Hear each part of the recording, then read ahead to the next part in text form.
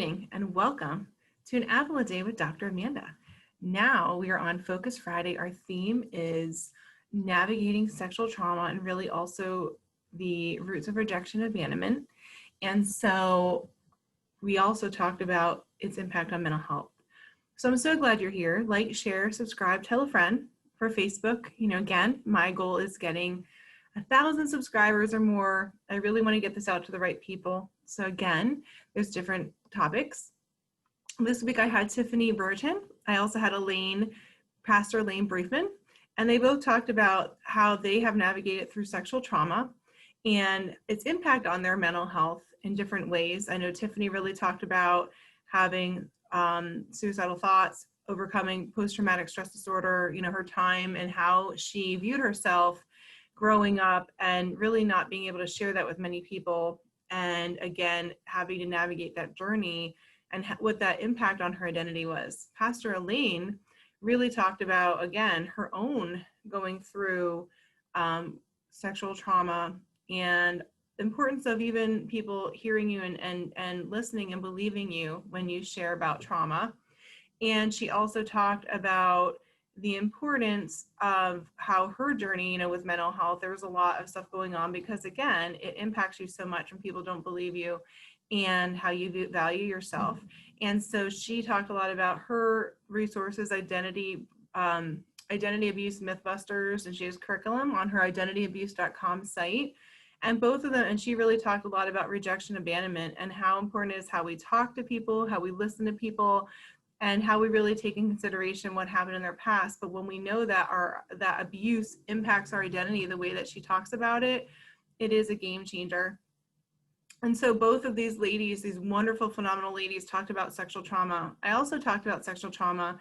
I talked about its impact. The sexual trauma, again, is such an impact on our identity and our core of who we are. Every trauma is. The sexual trauma is like someone so violating you in ways that you couldn't even imagine. And usually it's people that are trusted or people that you know. And so again, sometimes it might not be, but it's usually people, unfortunately, that may not have even healed themselves. And so if we don't tackle the issue of sexual trauma, we end up having a national epidemic, which we have now. I would call sexual trauma just like I would a pandemic. It's a national crisis. We have a lot of people and children and youth who don't even know why they're struggling, why they're hurting, and why they have so much anxiety or suicidal thoughts is because either we didn't address it in our family line or we didn't address it with them. So they're struggling.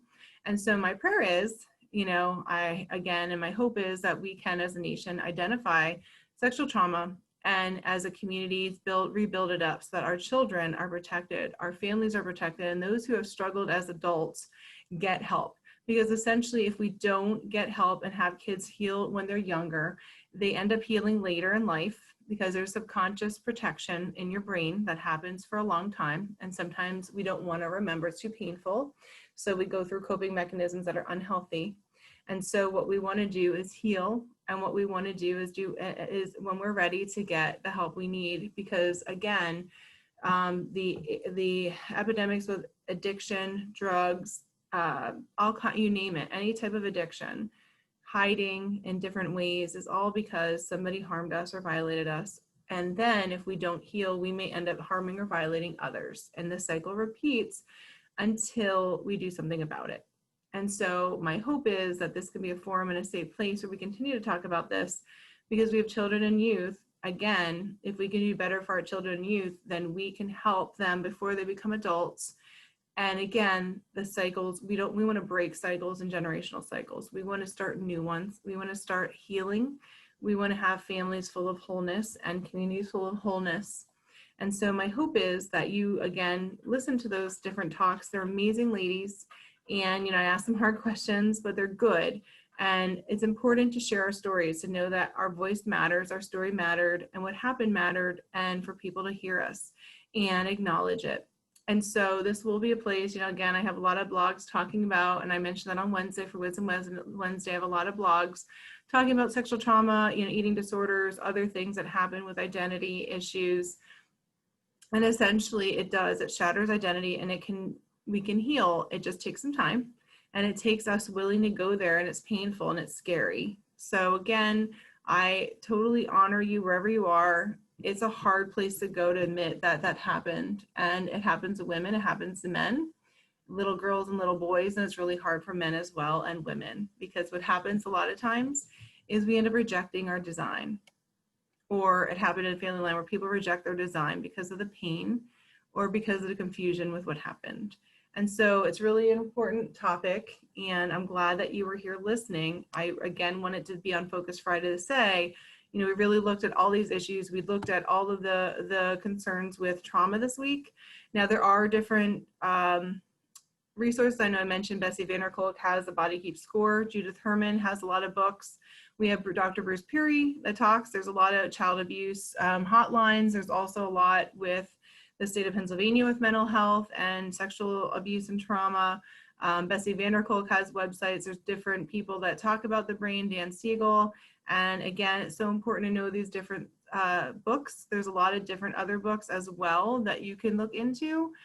And those are important. I know Dr. or Elaine had some also some resources. So again, there's a lot of trauma-informed care, but we really don't always understand, but we can try to understand and empathize and realize that impacts our brain, but our brain can, again, have the neurotransmitters all come back together in place. So I hope that you have a great week. Next week, we're actually going to talk about building healthy mothers. And so I'm really excited. I'm going to have a couple of different guests.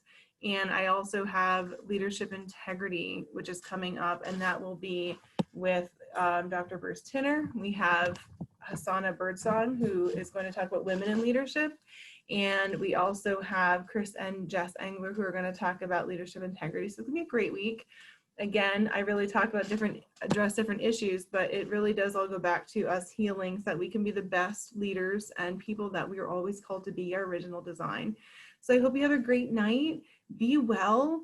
Come back for more. Again, I have different talks. Every week's different. And so I'm just so glad you're here. If this helped you, please, share it. You're amazing, you're incredible, and you're loved. And I always want to tell you that because I mean it. So be well, be safe, and take care of yourself. I'll see you next time.